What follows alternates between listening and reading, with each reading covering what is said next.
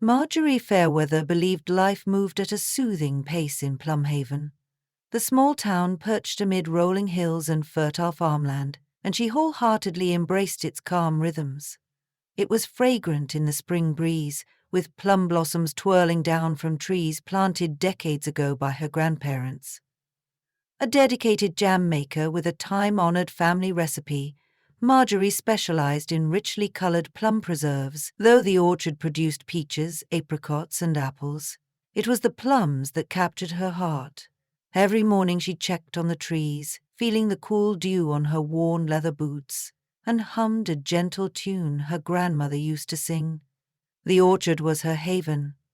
Until the intruders arrived without warning, leaving behind small, tantalizing clues that threatened her sense of tranquility. It started one cloudy morning in early summer when she was heading to her canning shed. Marjorie instantly sensed something off. The latch on the orchard's main gate stood unhooked. She typically locked it each night after her final routine check. Making her way inside, she wondered if she'd simply forgotten. But her memory was rarely faulty. A sensation of unease fluttered in her stomach. Determined to dismiss what felt like paranoia, she carried on toward the rows of plum trees. That was when she saw it. A small scrap of purple cloth snagged on a thorny branch of a bramble bush near the entrance. Marjorie picked up the cloth and frowned. A piece of cloth wasn't cause for alarm. Someone might have brushed past innocuously. Still, it set her on edge. She carefully slipped it into her apron pocket, already forming questions she couldn't answer. The next day, as part of her methodical routine, she rose at sunrise to inspect the orchard. Her heavy wooden basket creaked under the weight of fresh produce. The orchard felt hushed, expectant. She moved among the plum trees, checking for ripeness. It was then she discovered branches snapped and scattered, as if someone had rummaged hastily for fruit. In fact, several ripe plums lay bruised on the ground like fallen soldiers. A prickle of worry travelled along her neck. Sighing, she got down on one knee to examine the scene more closely. It was as though whoever came had either been spooked or hurried, leaving behind half-plucked boughs and a few broken twigs. Among the red and purple drips of plum juice, she discovered another odd object, a small metal key with no obvious lock. Heart racing, Marjorie pocketed it. Within the walls of the orchard, few keys mattered except for gates, sheds, and her cottage. This wasn't hers, she was sure of it. She brewed herself a cup of chamomile tea in the orchard's adjacent canning shed, a cozy space with walls lined by gleaming jars of preserves. A pair of windows let in the morning sun, illuminating the swirling motes of dust. There she sat at her battered wooden table, scrutinizing the purple cloth remnant and the metal key side by side. They offered no direct explanation of who or why. She thought about calling the local Plumhaven constable, Bernard Mulligan. He'd been part of the community for decades, and he navigated the town's irritations in an old-fashioned way, slowly and with infinite care. But as she pictured Bernard meticulously jotting down notes, dusting everything for prints, and broadcasting the orchard's vulnerabilities to curious neighbors, she hesitated. She wanted an explanation, of course, but not a full-blown investigation unless things truly escalated. For the time being, she decided, she'd fortify the lock on her gate and remain cautious. 2 days passed without incident, granting Marjorie enough comfort to slip back into her routine. But the orchard break-ins persisted, almost like clockwork. One morning she found a small glass marble perched among the roots of a plum tree.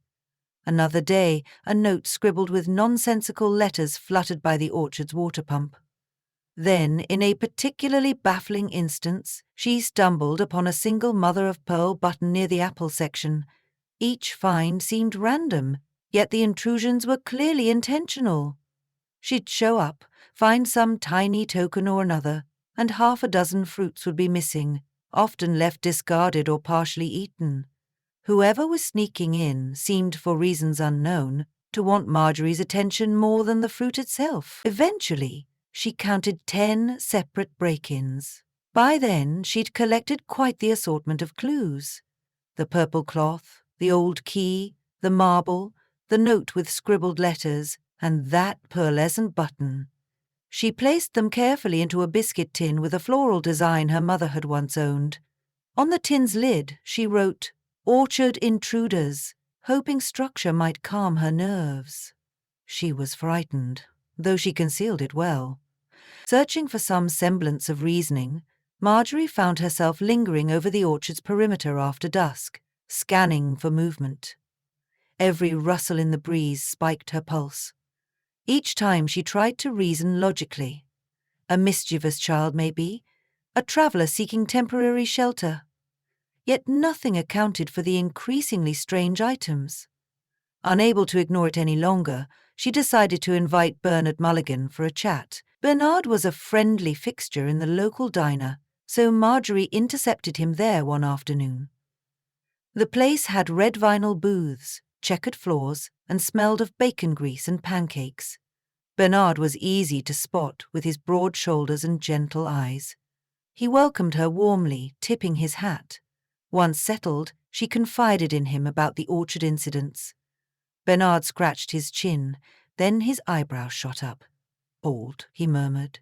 "Plumhaven rarely has trespassers, let alone ones leaving random items." Without further hesitation, he promised to come by the orchard in the evening to examine the evidence. That evening, Bernard stood at her orchard gate, shining a flashlight here and there. He examined broken branches, footprints in loose soil, and the apparently incongruous clues. Flipping open a leather-bound notepad, he carefully matched the information with each item. This cloth could be from clothing, maybe a shirt, he speculated, brushing it across his palm. Then he held the key up to the light. Doesn't look rusted, so it might still be in use. Could be a key to something fairly new. The scribbled note puzzled him most. Nonsense, or code, he mused aloud. He encouraged Marjorie to keep everything locked up. As for him, he promised to do a little digging around town, seeing if any residents had reported missing keys, or whether there were kids known to play pranks. Days slipped by, and though the nightly break-ins continued, each instance felt more cryptic. Sometimes Marjorie only knew someone had been in her orchard by the bent grasses and fresh footprints. Other times, she discovered more random keepsakes. One morning, she nearly toppled over when she found an entire roll of camera film nestled in the hollow of a plum tree. She didn't own a camera, let alone film. Confusion mounting, she debated whether to unravel it. Ultimately, she decided to keep it intact, suspecting it was part of the puzzle. That day, she marched into town, heading straight to the photography shop, Mrs. Davenport's old-fashioned place that still developed physical film. She asked for help in identifying strange photos, if any existed. The chemist behind the counter, an amiable woman named Stella, nodded. "I'll develop it for you. Come back in 3 days." So Marjorie left the small roll, hopeful and uneasy. While waiting for Bernard's updates and Stella's film developments, Marjorie spent more hours in the orchard by night. Determined to catch whoever was doing this, she set a worn folding chair near a plum tree, wrapped herself in a wool blanket, and tried to stay quiet. The moonlight cast silver beams across the orchard, and an owl hooted in the distance. She grew drowsy, blinking in the soft night air. A sudden rustling startled her, and her heart hammered. Straining her eyes, she detected movement among the apricot trees. She remained still, watching, but no figure emerged from the shadow. Instead, the orchard returned to silence. Marjorie felt a pang of disappointment. She wondered if her presence was scaring off the intruder, or if she was simply missing them. After debating whether to investigate the rustling on foot, she mustered her courage and crept toward the apricots, weaving between the rows, ears tuned for frantic sounds of escape. She found nothing but the faint smell of crushed grass. Exhausted from sleepless nights, she finally returned to her routine with resolve. One bright morning, Bernard stopped by. He cleared his throat meaningfully, explaining that he hadn't discovered any direct leads about the key or the cloth. However, he had heard rumors that a drifter was spotted around the outskirts of Plumhaven, someone who might be scrounging for fruit. Yet their identity or motivations remained unknown. As for the scraps of evidence, no one in town claimed anything matching those descriptions. Bernard parted with a warm smile, advising her to stay vigilant. Advice that didn't soothe her restless nights. On the third afternoon, Marjorie paid a visit to Stella's photography shop. Tucked away in a hidden corner, the shop smelled of chemicals and displayed framed black and white photos of Plumhaven's history. Stella emerged from a back room, a neat stack of developed photographs in her hands. "I developed the role," she said quietly, "but I'm not sure what to make of these." The photos were puzzling. Blurred images of orchard trees, glimpses of the rolling landscape, possibly the side of a barn. But there was more. A strange scribbled shape on a piece of paper that read 4B. Another shot showed a close-up of someone's hands holding what looked like a locked metal box. None of the photos contained a clear face or any telling detail, yet Marjorie felt a thrill of alarm. A locked box and that cryptic 4B could be related to her orchard in some hidden capacity. Filled with more questions than answers, she returned to the orchard. She pinned the photos to a corkboard in her canning shed next to the other odd clues. The orchard's rustic interior was starting to feel like a detective's bunker rather than a peaceful jam sanctuary. That night, she wrestled with the question: was the intruder trying to lead her down a trail of clues to something they wanted her to find? If so, why such a convoluted method? A breakthrough arrived unexpectedly. While performing her usual orchard inspection, Marjorie noticed a corner of something white sticking up from the soft ground near a peach tree. Digging it up, she discovered a tiny piece of paper that said, "Check the old trunk." Her heart skipped a beat. Which trunk? Her orchard had a half-buried trunk used by her grandfather for storing tools, but it had remained undisturbed since she'd taken over. Half suspicious, half intrigued, she rushed to that rarely visited corner of her property. The old trunk was still partially buried. Its rusty hinges squeaked in protest as she pried it open. Inside she found dusty gardening tools, shields, trowels, spades, none of which she'd used in years. She dug deeper until her fingers brushed something unusual in a corner. A small black metal box with a number 4B etched on top. Her breath caught. This box resembled the one she'd seen in the photos. Twisting the handle, she realized it was locked.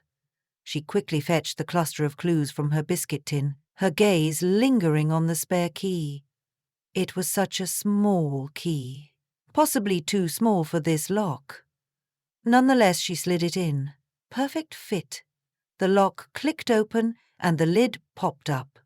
Inside was a yellowed slip of paper folded multiple times.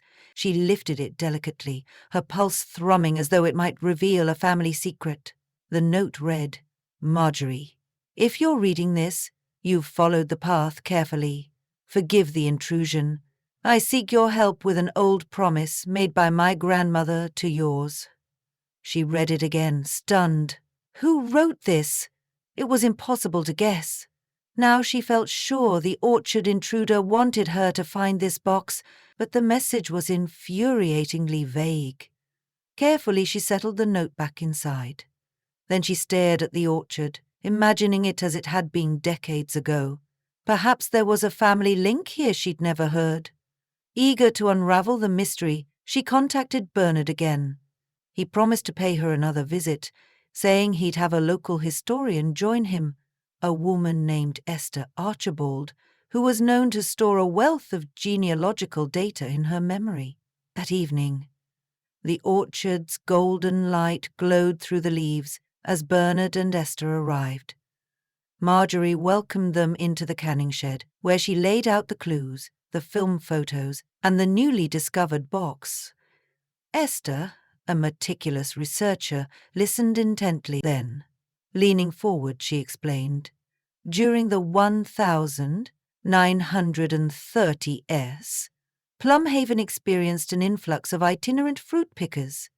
They came for seasonal work. Many promised to return or remain in contact. Some claimed deals were made between orchard owners and traveling families for lodging or future inheritances, but not many formal records survived. She drummed her fingers on the table. It's plausible that your intruder is a descendant of someone who once had an arrangement with your grandparents or another orchard owner, an unfulfilled promise. Emboldened by Esther's insight, Marjorie pressed on. It makes sense, but how do we figure out exactly what they want?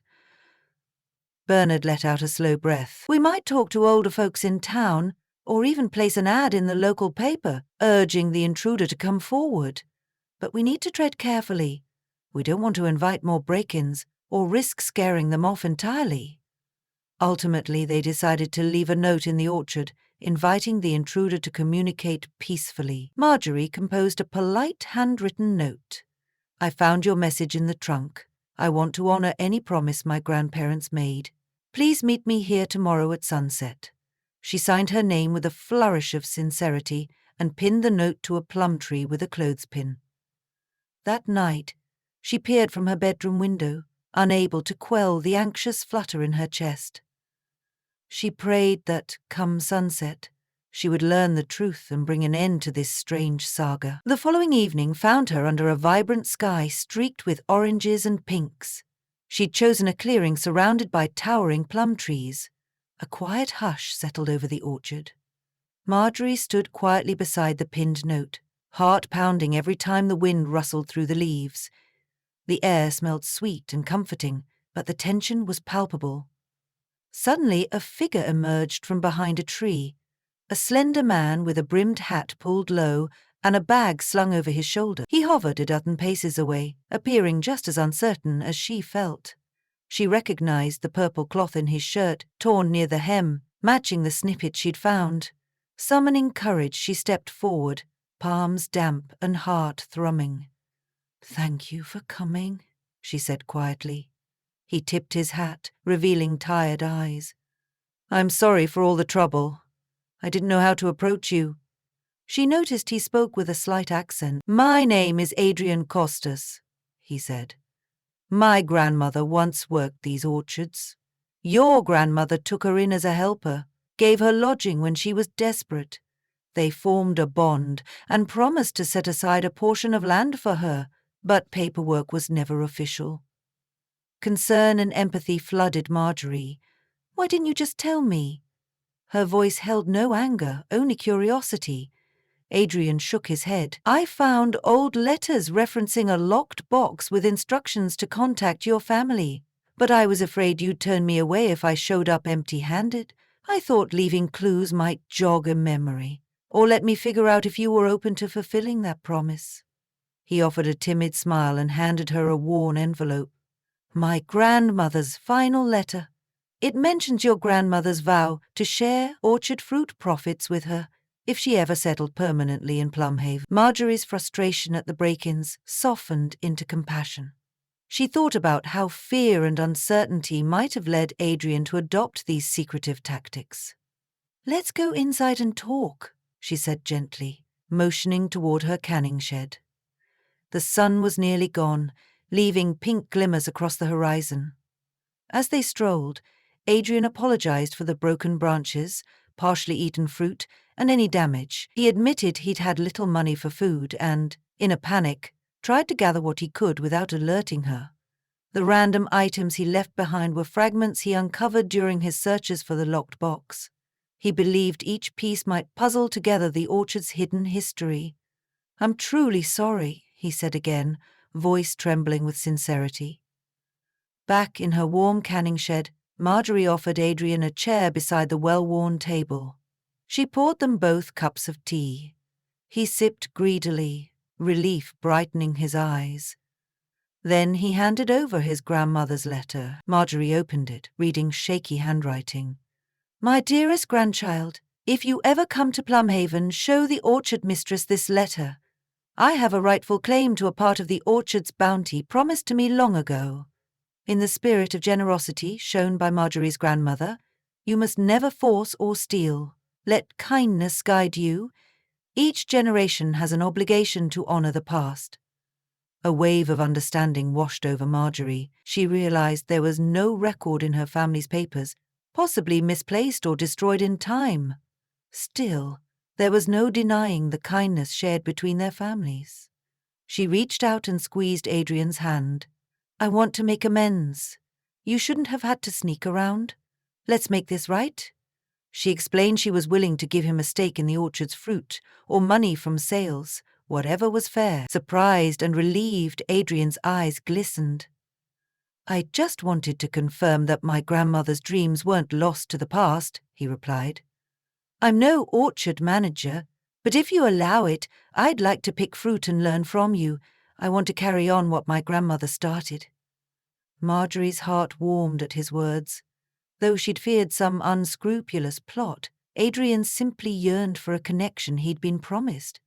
An inheritance of sorts that stemmed from generosity, not legal binding. They spoke long into the night, sharing family stories. Adrian described how his grandmother had once worked in orchard communities across the region before settling in a small city. But she always spoke of Plumhaven's orchard as a place of hope. When morning arrived, Marjorie called Bernard, relieved to provide closure. She explained the situation, clarifying that Adrian hadn't intended harm, but was seeking what his grandmother had left him. Bernard, by nature understanding, agreed to keep the incident unofficial as long as no further breaks occurred. I'm just glad you sorted it out, he said gently, relief echoing in his voice. Words spread in Plumhaven that Marjorie had taken on a new helper at her orchard. Adrienne moved into a small spare bedroom in her cottage, paying modest rent. At first, some townspeople were suspicious. Stories of the orchard intruder had circulated, and curiosity soared. But as time passed, they saw the genuine effort Adrian put into helping harvest and maintain the land. He proved a fast learner in the art of jam making. Under Marjorie's patient guidance, he tested recipes and carefully sterilized jars. His grandmother's name was embroidered on his hatband, small tribute to the woman who dreamed of a better life long ago. The orchard vandalism ceased. Instead of random trinkets left behind, Marjorie's orchard welcomed purposeful footsteps, the clink of harvesting baskets, and the rich aroma of ripening plums. Some evenings she and Adrian would chat by the shed, reviewing the day's picks. She teased him that he'd left her quite the puzzle to solve. He'd smile sheepishly and promise to repay her kindness. Over time, Marjorie realized the orchard gained a new lease on life. The excitement of puzzle solving had reminded her of the orchard's deeper history, how each tree was tended not just by her family, but by countless generations of farmhands and helpers.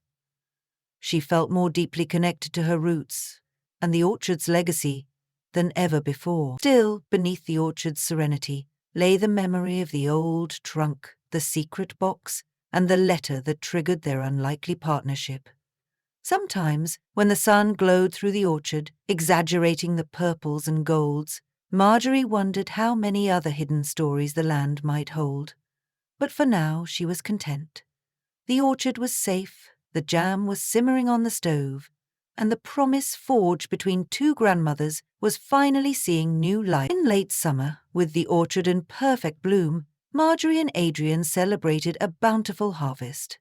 Neighbours poured in for the jam tasting festival, an annual Plumhaven tradition.